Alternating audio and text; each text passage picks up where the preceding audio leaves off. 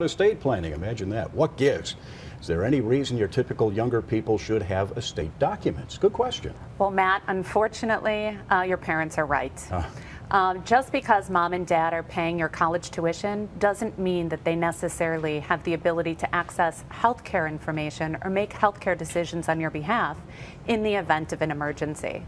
So for youngsters, anyone and everyone over the age of 18, 18 is sort of the cutoff age. 18 is the cutoff age.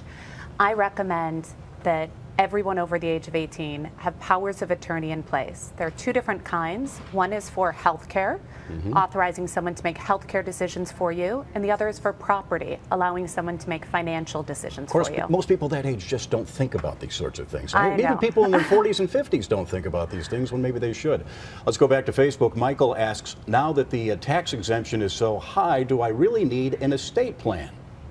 What do you say about that? Well, minimizing estate taxes is one of the benefits of addressing estate planning. But for many clients, the driving force is really to avoid probate and provide asset protection for beneficiaries. The exemption that Michael's referring to is high at this point in time. Right now, it's $5.25 million at the federal level, but only $4 million at the state level.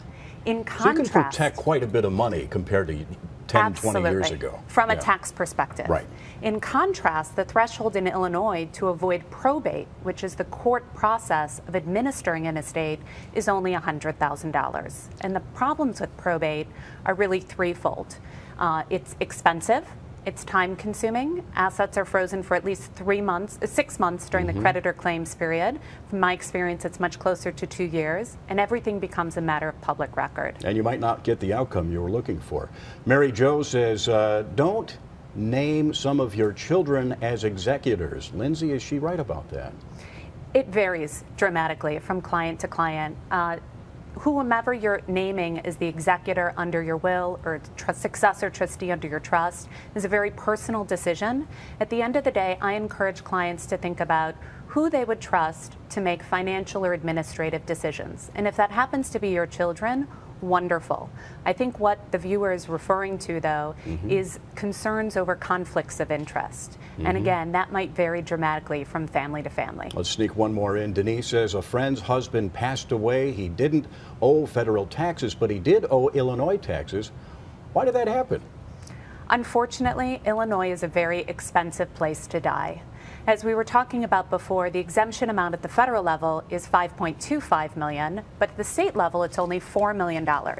And what ends up happening is for an individual resident of Illinois who dies here, every dollar in excess of the $4 million, but less than the $5.25 million, is taxed at a rate of 28.5%. So what this means for viewers without estate planning documents, or even viewers who have existing estate planning documents in place that haven't been reviewed, it's critical for them to make sure that their documents correctly reflect this discrepancy, because at the end of the day, it can potentially save more than $347,000. Wow, that's a big savings. Let's wrap it up with a question from Jamie, who says, my parents said they signed their estate planning documents. Is there anything else they need to do? So I always advise clients that signing their documents is about 70% of the battle. The other 30% of the estate planning process is to make sure that your assets are properly titled and that your beneficiary designations are correctly updated. Because regardless of what your estate planning documents say, at the end of the day, the beneficiary designations govern. So for clients with existing trusts in place, often referred to as revocable living trusts, a key portion or key step of the process is to retitle assets to make sure that they flow through to the trust. So the bottom line on all of this is, as difficult a discussion as this may be, and nobody likes to have this discussion, it's something you got to do to avoid probate and maybe lose a lot of money. Absolutely. All right, Lindsey.